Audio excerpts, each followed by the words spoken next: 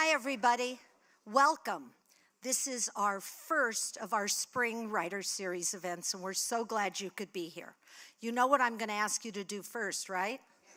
Cell phones, so get them out. Even though you think they're off, turn them off again. So, first announcement is that all of the videos from this year's Writers Festival are now online. So, yeah.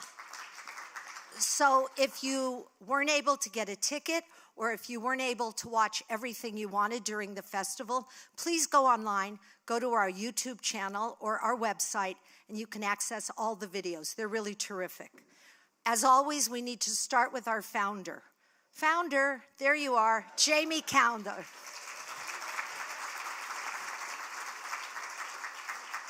This was all Jamie's vision. And as you can see, it's grown from a little tiny 1 or 2 day event to a very big all year round event. And it's all thanks to Jamie, so thank you. The city of Rancho Mirage, if you don't know, they're our partner in this event. We couldn't do it without them. And representing the city today is Marilyn Mulatto, City Councilman Michael O'Keefe, City Councilman Steve Downs, with his beautiful wife, Jerry, and City Councilman Ted Weil. The staff here is wonderful. We all love what we do. That's why you see so many smiling faces around this library. So I want to thank them for everything, and especially my partner in all of this, Erin Espinoza, the executive director of the library.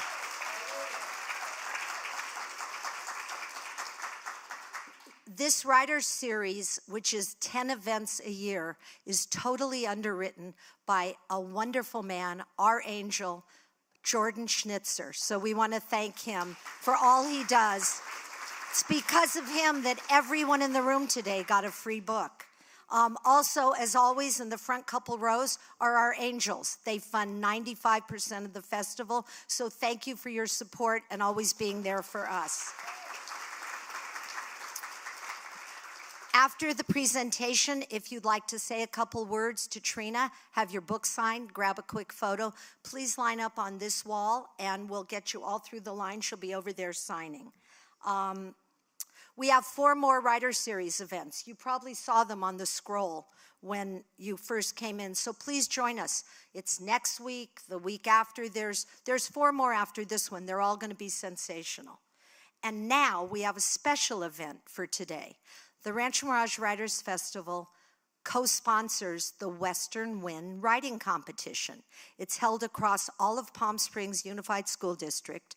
All 7th graders write essays. And then there's a panel of judges, including myself, Senator Barbara Boxer, Terry Ketover, and John, oh well, I'm having a moment. Anyway, the 4 of us read all the essays, and we pick the winners. And one of the winners from last year's 7th grade writing competition is here today to share her essay with you. So please give a warm welcome. By the way, the theme of these essays is all about overcoming adversity. So please welcome Isabel Delgado to read her essay.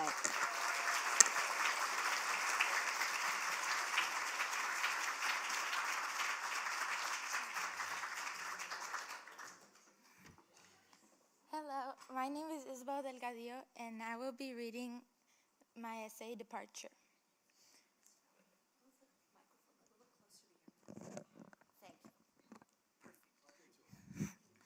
The day my dad left, the air in our living room felt as heavy as the suitcase he packed.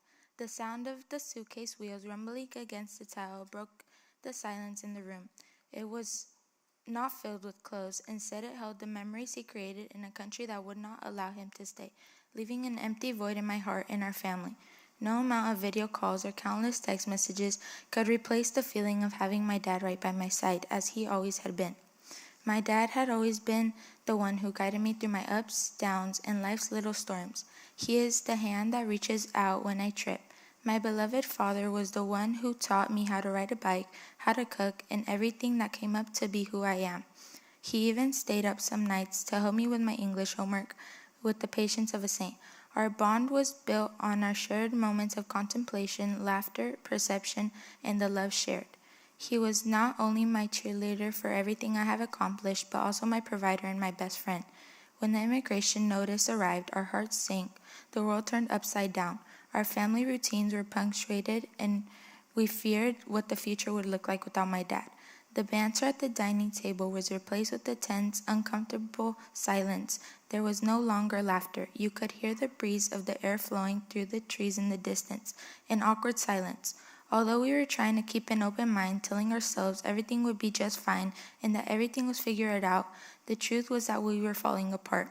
As the days passed, the day we all dreaded finally arrived. His departure day was a blur of tearful goodbyes, tight hugs, in a desperate effort to embrace our last few moments together. We promised to call him every night. As I watched the car pull out of the driveway, I thought to myself, what is going to happen? Will everything be okay? The car drove off into the distance, taking my dad further and further away. I love you, Papa.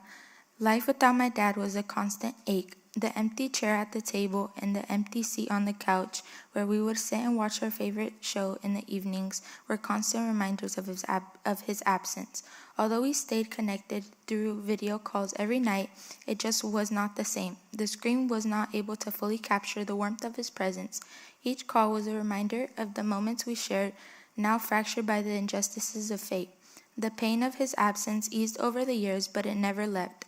As I grew up, the empty void in our hearts that my dad's deportation left in our lives remained. Though the world may have taken my dad away, our bond remained unbroken, a love that deportation could not erase. It truly is bittersweet, the reminder of our love that surpasses distance, borders, and even the cruelest of circumstances.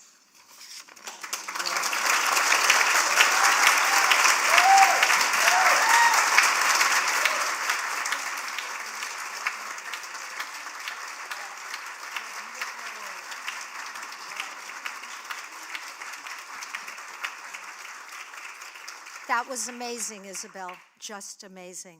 Now, please join me in welcoming Palm Springs resident and iconic fashion designer, Trina Turk. Known for her vibrant prints, bold color palettes, and effortless California glamour, Trina has built a brand that perfectly captures the spirit of Palm Springs: sunny, sophisticated, and unapologetically stylish. Her designs celebrate mid-century modern influences and desert-inspired hues, making her not just a designer here, but part of the very aesthetic that defines our Coachella Valley. Joining Trina today is her good friend for over 25 years and her neighbor, James Spindler. He currently works as Executive Creative Director at Radical Media, a global media company that produces films, television programming, and exhibitions, including collaborations with the Griffin Museum in Chicago and the California Academy of Arts and Sciences with My Lin. Please welcome Trina Turk and James Spindler.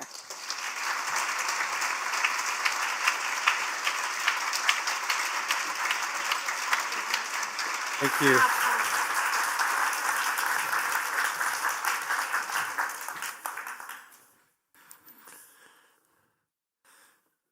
Good afternoon.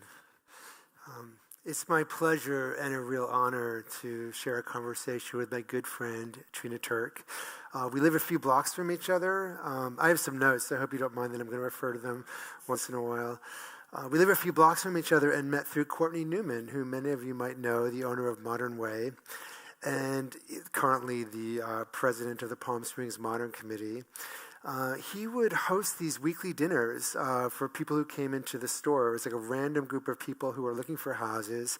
It was a kind of wild and woolly time in Palm Springs, still undiscovered in the year 2000. And we would end up at someone else's house each week, which is how I met Trina. You want to share some of your thoughts about that time? Sure.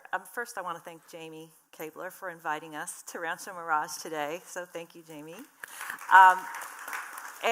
But going back to around 2000 in Palm Springs, for us it was all new.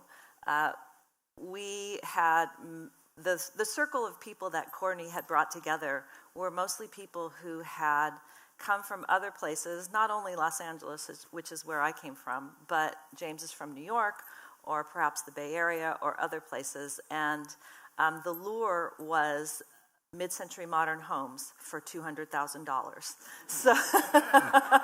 So my late husband, Jonathan, was a fashion stylist at the time, and he had been doing a lot of photo shoots out here, and that's how we sort of learned about these homes. And Courtney was kind of like, he was the sort of leader of a social network. He invited people to, get together, and it was almost like you wanted people to come over to your house for drinks, because then they would have to invite you over to their house, and then you would get to see another house. So it was a lot of fun. It was a lot of fun. He was, I think, affectionately called the tannest man in the West. That's right. And we Courtney. also kind of referred to him as the mayor. You could call him up and say, Courtney, like Saturday afternoon, like, Courtney, is there anything going on tonight? And he would sort of organize things occasionally. And so we met a lot of people, and a lot of the people were creatives. I'm a fashion designer. My husband was a fashion stylist. James is a creative director. There were architects, graphic designers, interior designers. So it was a really, I think it was a very creative group. Yeah, really magical time. And still so many of the people we met then are still here. Yeah, and still friends. There's a phrase often associated with mid-century architecture, and that's modernism is optimism. It's the belief that through design, through light, proportion, geometry, and imagination, we can share a more beautiful future. Few designers embody that optimism more vividly than you, Trina. Your vision is graphic, confident, and joyful, rooted in California light and mid-century spirit. What makes your story especially compelling, though, is that it's not just about fashion. It's about community, place, and cultural stewardship. So we're going to talk a lot about architecture, fashion, but also just the sense of spirit and optimism that you've brought to Palm Springs. You often say we can respond to the world around us with joy, and in these turbulent times, let's spend the next 45 minutes getting lost in the joyful world of Trina Turk. Before we talk about the story of the brand in the book, which is really a love letter to your late husband, Jonathan, but also a clear documentation of the first 25 years of the brand, tell us a little bit about your childhood with your Japanese-American mom and your dad. I was born in San Francisco, grew up in the early years in San Jose, California. Not the tech San Jose, it was the fruit orchard San Jose. We're talking the early 60s. And we lived in various parts of California and also in Washington State in the Seattle area. I went to high school and college in the Seattle area. I went to the University of Washington and got an apparel design degree there. But I think having a Japanese mom really influenced a lot of things. Yeah, it seemed like she had a real sense of design early on. She taught you how to sew, right? Yeah, my mom taught me how to sew when I was 11. And the thing she taught me, she was a great seamstress. And in fact, she could kind of make anything. She was a great cook. She was a great gardener. It was the 60s and the 70s, so people were doing crafts. And, our life was very much centered around what Sunset Magazine was talking about at the time. And so yeah, she was really creative. And I think that her aesthetic, even though we were in California, there was definitely a Japanese influence there. We had Danish modern furniture. We lived in a house that was sort of based on Eichler houses, if you guys know what those are. It wasn't an Eichler, but it was almost like a knockoff Eichler. And yeah, just suburbia. Well, certainly prescient that Sunset Magazine was part of the agenda, given that your current house was featured on the cover of Sunset Magazine in 1937, I think? 1937. My Palm Springs house was on the cover of, but at the time, I didn't know that. And you were ever the renegade because apparently you would take these patterns but manipulate them or change them? Yeah, well, my mom, you could, at that time, you would buy commercial patterns at the fabric store, and then you would make clothes out of them. But my mom showed me that you could take the pattern and change it and change the style. And so that was really an amazing revelation to me. And I just thought, wow, this is so cool. And so that was sort of the beginning of interest in being a fashion designer. And when you launched your brand over 31 years ago, fashion was really dominated by minimalism, a monochromatic, restrained understatement. Brands like Calvin Klein and Giorgio Armani, the aesthetic mood was quiet, but you chose the opposite: color, pattern, and exuberance. You've always trusted your gut. In fact, so much so that you started your business without a plan. Did you know you were taking a risk, or did it feel natural? I definitely knew I was taking a risk, but I had spent 12 years working for other companies, first as an assistant designer and then as a designer before I started Trina Turk. And I guess in the back of my mind, I always thought that I needed to try it And, if it didn't work out, I could always get another design job. But also, I had worked primarily in what was then called the junior category, which was basically for teenage girls. And it was a lower price point, and I never really actually wore any of the clothes that I was designing. So part of the impetus was to try and design clothes that I would actually wear, and also to use better fabrications and just be a little bit more fashion forward. So all of those things went into kind of taking the leap. But yes, I knew there was a risk. Do you think not knowing the rules gave you a kind of creative freedom, or was it a liability? I think that, well, as James mentioned, I never did a business plan, which is obviously what you're supposed to do when you're starting a business. But I never did it because I was so anxious to get started. I just like, oh, who needs a business plan? I just want to design some clothes. So I didn't do it, and now when I look back on it, I realize that had I done a business plan, it might have intimidated me, particularly from the financial side, and I might have talked myself out of it. So I think that worked out. I'm glad I didn't do a business plan. I was just on a mission to try and make this little company work. Yeah, you were really flying by the seat of your pants. I think you mentioned getting a loan from your parents. Oh yeah, we started this company with very little money. My parents and Jonathan, my late husband's parents, each took out a $10,000 home equity loan. And I had, some money saved up. So we really launched the business with less than $40,000. And Jonathan was working as a fashion stylist at the time. So it wasn't like I was worried about not being able to pay the bills. He was paying the bills while I was trying to get this thing going. Yeah, you had a really interesting education. So you were at University of Washington, but I had read an interview which basically suggested that you built this multi-million-dollar business by going through bins of old clothing.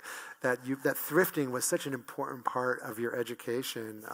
Thrifting was really important. Jonathan and I had a couple of friends, and we would go thrift shopping all the time. So this is in the early 1980s in the Seattle area. We were very much into new wave music and fashion, and we went thrift shopping pretty much every weekend, partly because we couldn't really afford clothes from Nordstrom or, at that time, Frederick & Nelson in Seattle. Occasionally we would sort of save up and splurge. I remember Jonathan bought some permeates sweaters that we thought were, horrifically expensive, but so worth it. And we would, we'd go thrift shopping, and a lot of it was, at that time you could find clothing from the 30s, 40s, 50s, 60s in the thrift stores. That's really no longer the case unless you're extremely lucky. But a lot of it was really just, looking at the clothes, seeing how they were constructed, and the quality of a lot of those clothes that were made in earlier decades. And, a lot of what we were doing then was sort of restyling them, buying a coat and cutting it off and turning it inside out and putting a patch on it, all this kind of stuff. Because it was all about creating an outfit to wear to the club that night. So that was really our main focus. Although we were in college, the college was sort of secondary.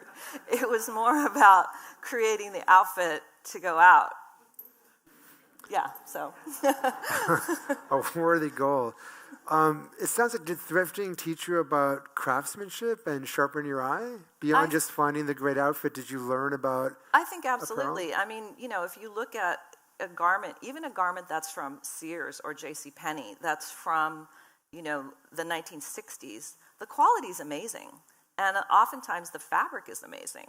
And, then you just kind of go up from there. At that time, it was really easy to find vintage clothing that had labels like I. Magnin or Bergdorf Goodman. And, these were exquisitely made clothes that were made out of beautiful, mostly European fabrications. And, it was a real lesson in clothing, construction, and textiles. Who were and are some of your inspirations and design heroes? Some of my sort of vintage design heroes are Claire McCardle, who is a female designer who really who really started what I consider to be American sportswear.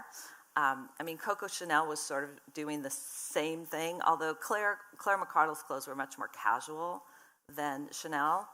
Bonnie Cashin, who is best known for working for Coach and developing that brass turn lock closure on a Coach bag. Which is inspired by the way a convertible, I worked at Coach for a few years. Yeah. It's inspired by the way the top of a convertible closes, actually. Yeah, so she had a convertible, and that's how the top connected to the car, and so she stole that detail and put it on a bag. She also did collaborations with amazing textile designers, and she was kind of a freelance designer who she worked for Coach, and she worked for many other companies designing very, I would say, simple designs in really interesting fabrics. So are those the names to look for if you're thrifting? Yes, I mean, hard to find in a thrift store. Of course, there's also print inspiration from Pucci, from Vera. I'm wearing a Vera scarf today, and Marimekko, the Finnish company. And not to mention Lily Pulitzer. Okay, yes, This is a little bit of a sidetrack, but Trina earlier was telling me about how Lily Pulitzer started designing prints, and I thought it was worth sharing. Yeah, so Lily Pulitzer is from Palm Beach, Florida, which I guess most people know that if you know who Lily is. She does these very colorful prints.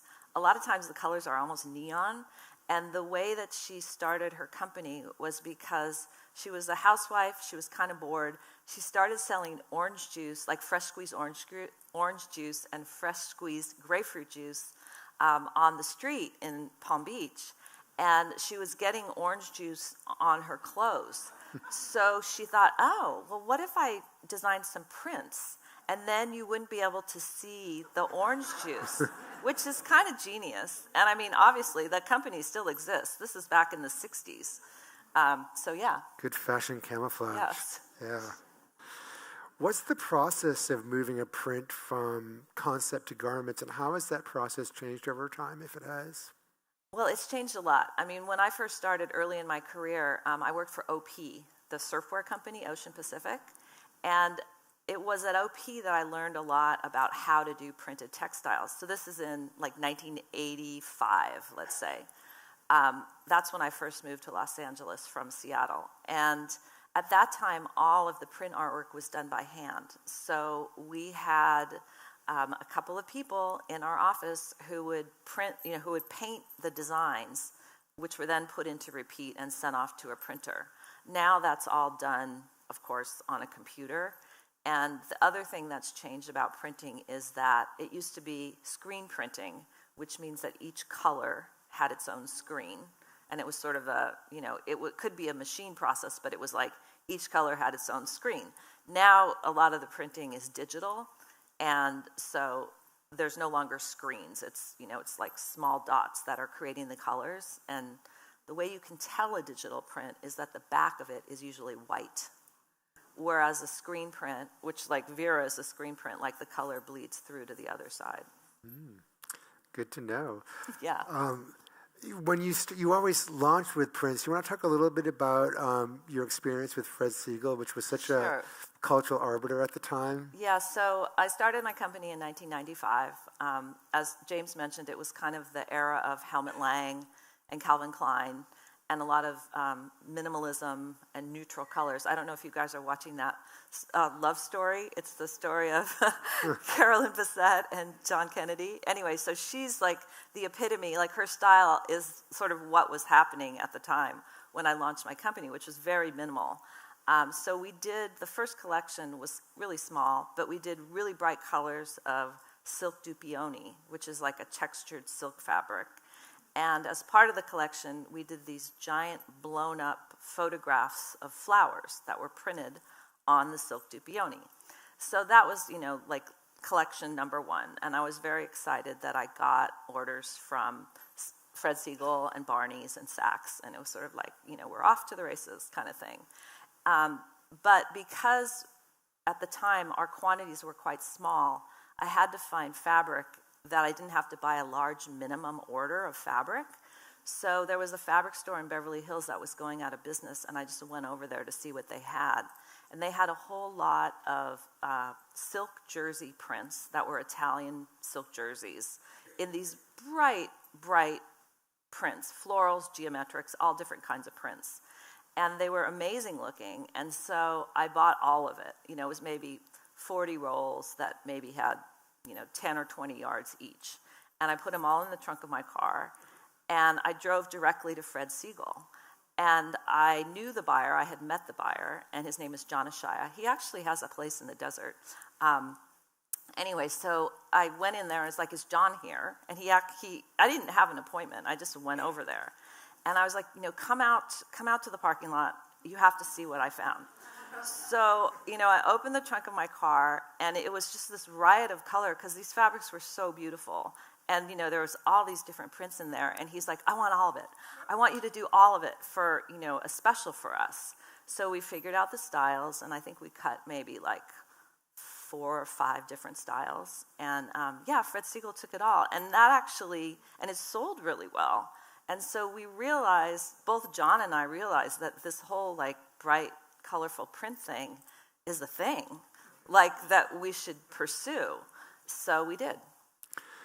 Are there any of those prints still floating around? I mean, we have a vintage archive at our office studio, which is in Alhambra, and there are a few pieces of that things that I had pulled for myself that are now in that vintage archive. I mean, the vintage archive is some Trina Turk merchandise, but most of it is vintage inspiration that has been bought over the last 31 years.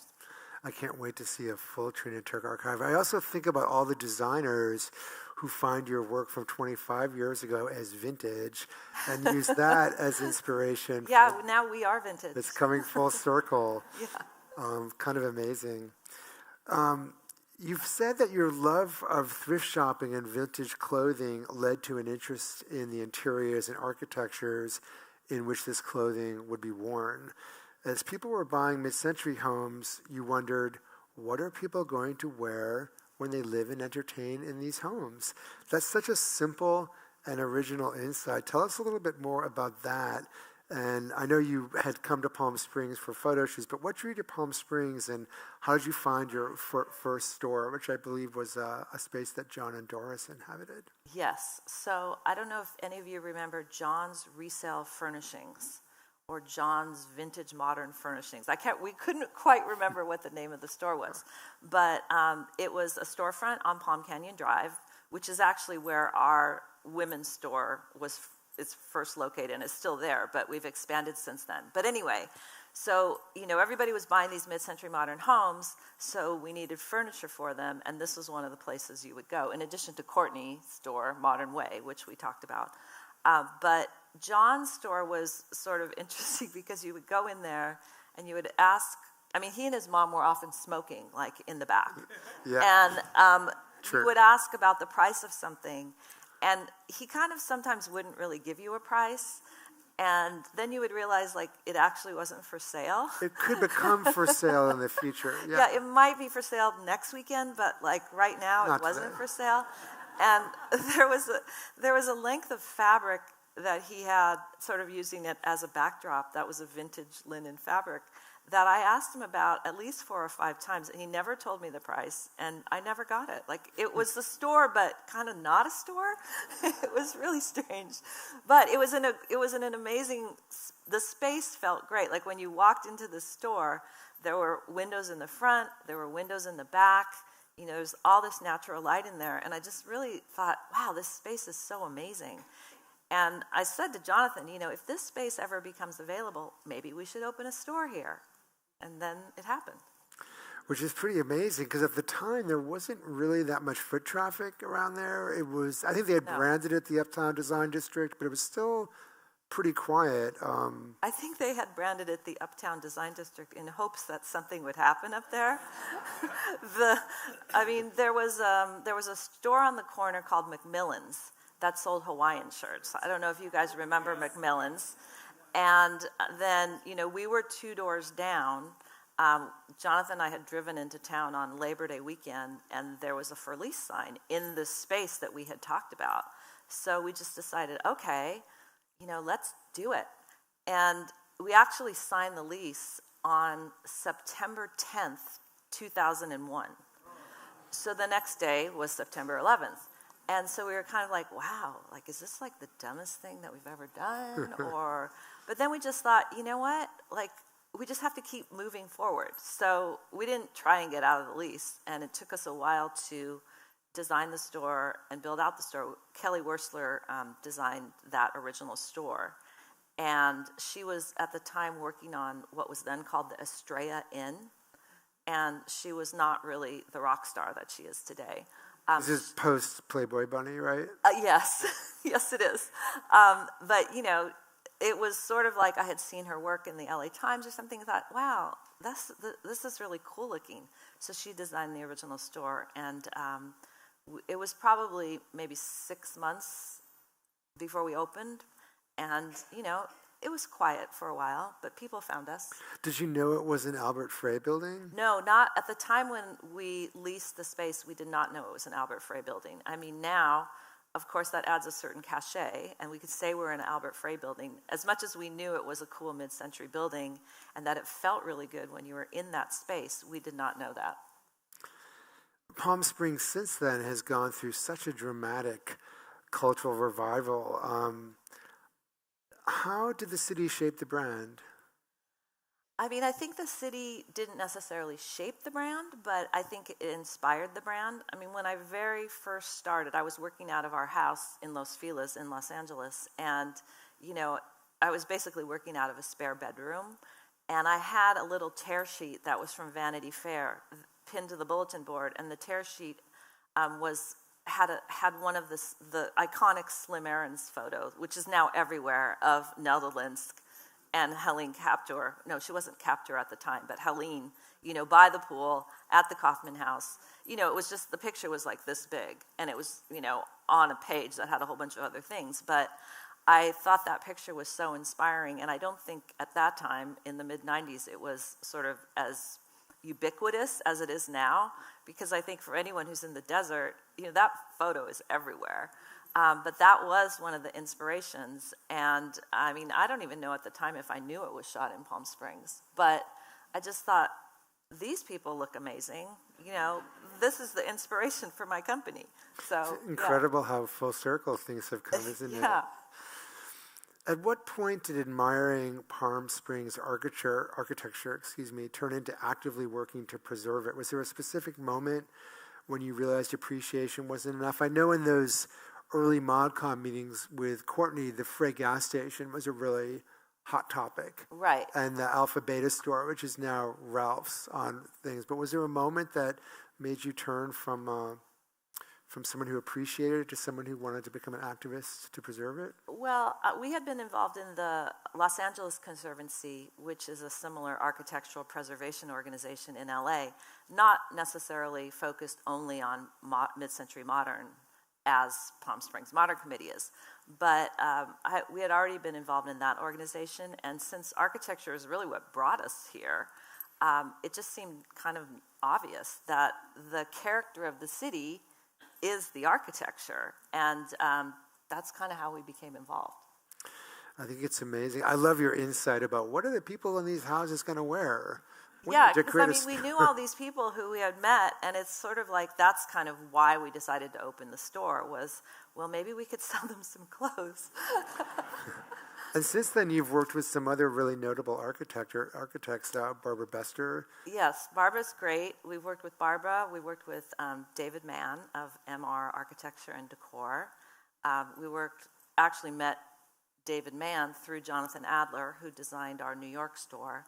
And yeah, that's been really fun. I mean, that's almost one of my favorite things about having a clothing company, which I didn't really think about when I started it, was just this opportunity to work with all these really amazing, creative people to create environments, showrooms, and stores. I should mention that those architects in the stores are featured really beautifully in the book. A lot of the pictures up here are not in the book, so it's a very different experience to look through the book and to see those projects. I know that it was Kelly Wursler's design referred to the LA store as living inside a glass of pink champagne. Yeah, we were inspired by we talked a lot when we were working on that store. We talked a lot about the old Art Deco Bullock's Wilshire on Wilshire Boulevard in LA, and there were sort of these salon areas and a tea room that were extremely ladylike, and so that was kind of our inspiration. But at some point, there was a lot of clear glass globe light fixtures that kind of had the vibe of bubbles, and so that's why someone said, this is like being in a glass of pink champagne. It's beautiful. Well, I think Barbara Bester said one of the most wonderful things about you. Of course, she's a friend as well. But she was saying how, your imagery isn't marketing. It really reflects a lived reality. And I think that's part of what makes you and the brand so authentic and so enduring, is you're really living it. I do think that, part of Palm Springs is kind of this cocktail culture. And, wearing a brightly colored caftan by the pool with a cocktail is fun. And so, yeah. So when some of our imagery, is somebody doing exactly that, yeah, it's because, that is sort of a lifestyle that is actually happening out here. Which is so much fun. But you also mentioned how sometimes fashion and dressing can be trivialized, and you talk about the kind of agency and power in being able to dress boldly. Yeah, I think that if you go to a party and you're wearing something fun, colorful, bright, I think that it's possible you'll have a better experience, because people will talk to you about what you're wearing, or you'll just get more attention. And I've noticed this particularly with maybe men who are a little bit more on the conservative side, and their partner or decides that they're going to buy this person a Mr. Turk jacket. So they wear a Mr. Turk jacket to a party. They're overwhelmed by the attention, and they love it. There's all these women. I've had men tell this to me, all these women are coming up to me and talking to me. And it's really just because I'm wearing this jacket. And it's sort of yeah, that's how, you could have a different experience, depending upon what you're wearing. Do you want to talk a little bit about Mr. Turk and the genesis of it? Sure. When we first opened the original boutique in Palm Springs, we're not doing menswear, but we carried a little bit of women's vintage and we carried a little bit of men's vintage. And the men's vintage would just sell in a second, and we could not keep it stocked. And, men would come into the store and they would say, why don't you make anything for us? And obviously, there's a huge clientele in Palm Springs for menswear. And so we're kind of okay. So we started just cutting. I think at the beginning we had maybe a couple of shirts and a jacket and some shorts and maybe a trouser. And we would just cut some, small quantities. We cut maybe 25 pieces of a short. And sometimes using the prints that we were running in the women's collection.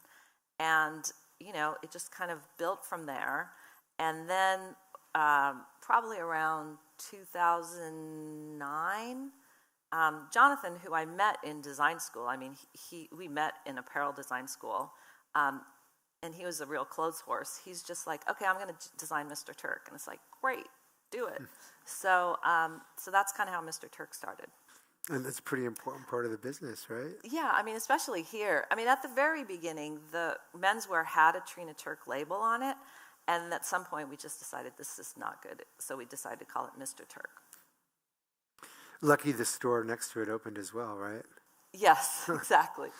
From opening your first store in a building designed by Albert Frey to your spectacular homes here and your contributions to the Palm Springs Architecture and Design Center, you really have changed the cultural identity of Palm Springs in LA. What does preservation mean to you personally, and why do you think it's so important? I just love old buildings, and I think that in Palm Springs, that's what draws tourists to Palm Springs. Not the only thing. People like to golf, they like to play tennis, they like to go hiking, but a lot of people who come to Palm Springs come to see the architecture, and that's why I think it's so important to preserve these mid-century buildings.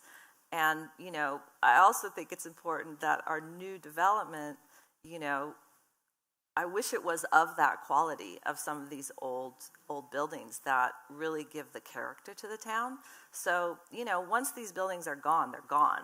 It's not like anybody's going to recreate them. So I really do think it's just important for the character of the place. It's such a big part of the soul of the city. You recently finished the Soleil House, a project house just up the street from where we live. Tell us about the process and if we should expect other restoration projects from you in the future. I basically spent a little over a year on this house. It was a very derelict hoarder house. And there was just something about it. The first time I saw it up close was with James. It was during COVID, and we were wandering around his neighborhood. And this house, you could tell nobody had lived there for years. And we were like, let's just go snoop around that house, because we knew it was vacant. So we could not see in the windows because there was so much stuff pressed up against the glass that you really couldn't see in. It really was a hoarder house. Yeah, it was pretty scary. We called it the hoarder house. Yeah, we called it the hoarder house for many years. Yeah. So the thing about it, though, is when you stood back and looked at the house and looked at the view, it was incredible. Like, the house had incredible bones, and the view is unlike any other view I've really seen in Palm Springs. I mean, there's a lot of great views in Palm Springs, but, depending upon the angle that you're facing, they're all different. So that was in 2020. And so I kind of figured out, just through people in town, who owned this house. And it turned out it was in probate because the woman who had lived there had passed away and she didn't have a will. So I was able to sort of track down her brother and told him that I was interested in this house. And when it finally did go on the market, which was in 2025, I decided to buy it. And the purpose of this project was to take what we do as a fashion brand, print color optimism, and express it in a house. And so that was sort of the goal of the project. And I think we were successful in doing that. Very much so. I mean, it's incredible how you enlisted all these brands, and I think Palm Springs Life. Palm Springs Life partnered with us on the project. There's actually a story about it in, the March issue of Palm Springs Life. But it was really fun. I mean, I actually like construction, which might be, not everybody likes construction, but I love the process and seeing things come together. There was a lot of stuff that needed to be done on this project that, to me, is kind of the boring stuff, like the plumbing, the electrical, whatever. But I'm into what's the floor gonna be? What's the wallpaper gonna be? So, but this was sort of an all-encompassing project, and it was actually a lot of fun. I mean, you're being very humble. The house literally had to be rebuilt. And you did a spectacular job. Well, I mean, I didn't rebuild the house, but I worked with a very good contractor, Shields Residential, and probably 75, 100, craftspeople who never get any credit, but they're the people who actually make these beautiful environments. And when I was watching the guys who were pouring the concrete around the pool, it's not like you can watch a YouTube video and do it yourself. I mean, these guys are highly skilled craftspeople, and they were working during the summer when it was 115 degrees, and they're amazing craftspeople. So they are the ones who built the house. I just picked the wallpaper. Thanks for enabling them. That's a great, important shout out. The house was such a time capsule. I mean, some of the things that you found in there, I know Trina was telling me they found pictures of Prince Charles playing polo. Yeah, there was, I would say that the house, when it went on the market, it was about 85% cleared out of junk, but not 100%. There were still these big plastic bins that had all these photographs and paperwork, and there were Kodachrome slides that I found in the house that were pictures of young Prince Charles at Sunnylands, and also young Prince Charles playing polo, in Indian Wells at the polo fields. There were there were old catalogs from the Date Festival, which to me, I had never seen them before. So they were really funny because there's all these white girls dressed up in, like I Dream of Jeannie outfits, you know, with like these big trays of dates, and they're so funny. They're from the late 60s, early 70s. It just seemed really crazy, but fun. I mean, the outfits were like, they're kind of like showgirl outfits. I'm getting Emirates Airlines vibes. Yes, exactly. Are there other restoration projects in the future, do you think? Probably, but not for a while. I mean, the deadline of Modernism Week, like we barely made it. So, yeah, I'm going to take a break. It's interesting, I mean, just to see this house, which was so derelict for so long, now is this shining, gorgeous... It's visible from James's front porch, which is why he saw the whole process. But anyway, we just need to turn the lights down at night a little bit. I know, they're really bright. I haven't figured out how to work the lighting system. It's a great house.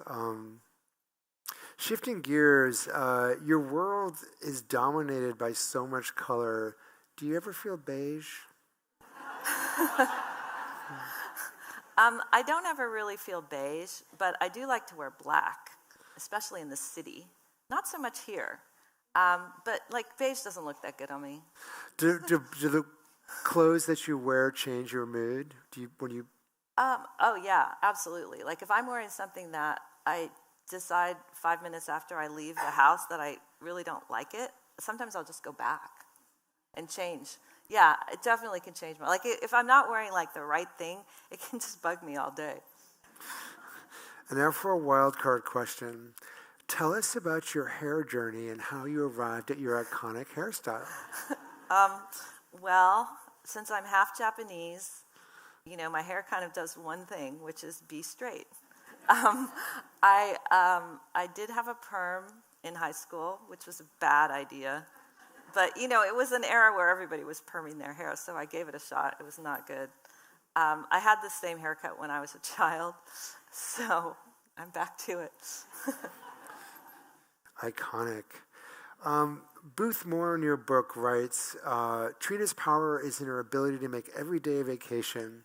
Her clothing steeped in interesting references, but never pretentious. It always makes you feel good, like the first burst of sunshine after you step off the plane in California, for which you'll forever be a cheerleader. Do you have any advice for people? Yes, I do have some advice. One of my things that I think is very important is not to take yourself too seriously. There's a lot of people in the fashion industry that take themselves extremely seriously, and I don't really get it because you know, it's clothes, and it's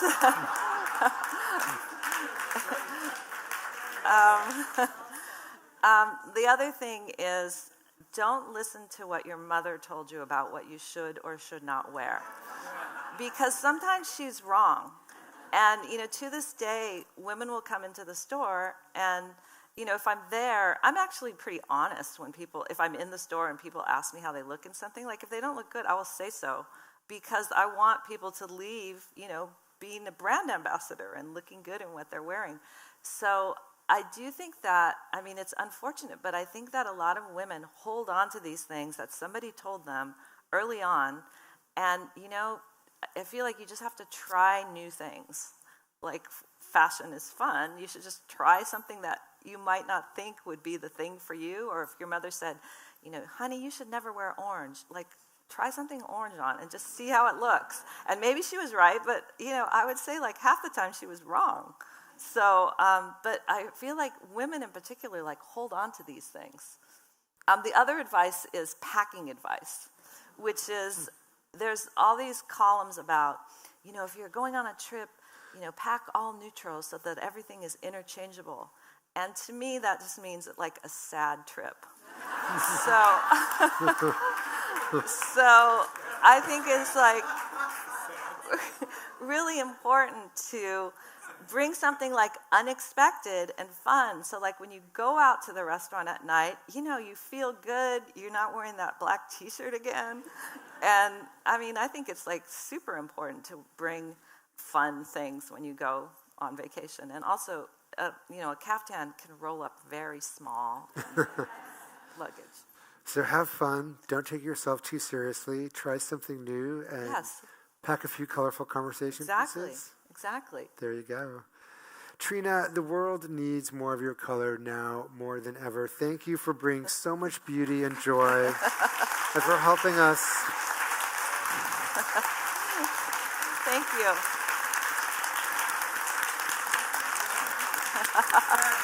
Thank you. Thank you so much. Thanks, James. Shall we hug? We can? Yeah. That was good.